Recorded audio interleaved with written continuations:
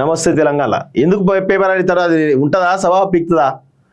బల్క సుమన్ ఒంటరి చేసిరట పార్టీలా. ఆయన ఎక్కడ కనబడుతుండు?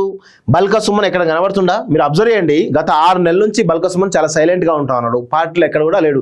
నాకు తెలిసి ఆయనను ఒంటరి చేసేసారు. పార్టీలో ఎక్కడ కూడా యాక్టివ్గా ఉండదని చెప్పేసి ఆదేశాలు జారీ చేసారు. వాస్తవంగా చెన్నూరు ఎలక్షన్స్లో భారీగా డబ్బులు పెట్టి ఓడిపోయాడు. అన్ని అప్పుల పాలయ్యి ఉన్నాడు పాపం.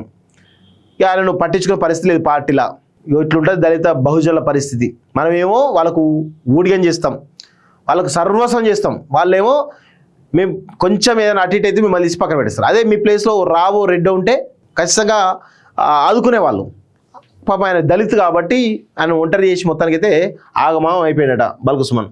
ఇగో భద్రతా వైఫల్యం నిజమే, అఖిలపక్ష సమావేశంలో అమిత్ షా అంగీకారం అంటూ చూస్తూ ఉన్నాం. ఇప్పుడు వైఫల్యం నిజమా లేదా పక్కన పెట్టండి, అది జరిగింది ఉగ్రదాడి, ఎవరు కూడా ఊహించలేంది అది.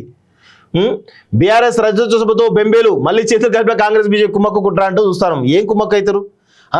ఇక్కడ విషయం ఏంది, భారతదేశంలో యుద్ధ వాతావరణ పరిస్థితులు మన దేశంలో రేపు మాపు యుద్ధం వచ్చేటట్టు ఉంది. ఈ సందర్భంలో మీరు రాజ్యోత్సవం జరుపుకోవడం అవసరమా? సంబరాలు ఏం మెసేజ్ ఇస్తున్నారు భారతదేశ ప్రజలకి? భారతదేశ ప్రజలు ఒకవైపు ఉంటే బీఆర్ఎస్ పార్టీ కార్యకర్తలు మరొక వైపు ఉన్నారు. మీరు నిజంగా చిత్తశుద్ధి ఉంటే, ఈ భారత దేశం పైన ప్రేమ ఉంటే, ఈ గడ్డ పైన ప్రేమ ఉంటే మీరు రాజ్యోత్సవను పోస్ట్పోన్ చేసుకోవాలి. ఎందుకు చేసుకుంటలేరు మీరు? మీకు యుద్ధం కంటే, ఈ భారతదేశంలో ఇప్పుడు జరుగుతున్న పరిస్థితుల కంటే మీకు రాజ్యోత్సవ ఇంపార్టెంట్ అయిపోయింది. సిగ్గుండాలే కొంచెమైనా.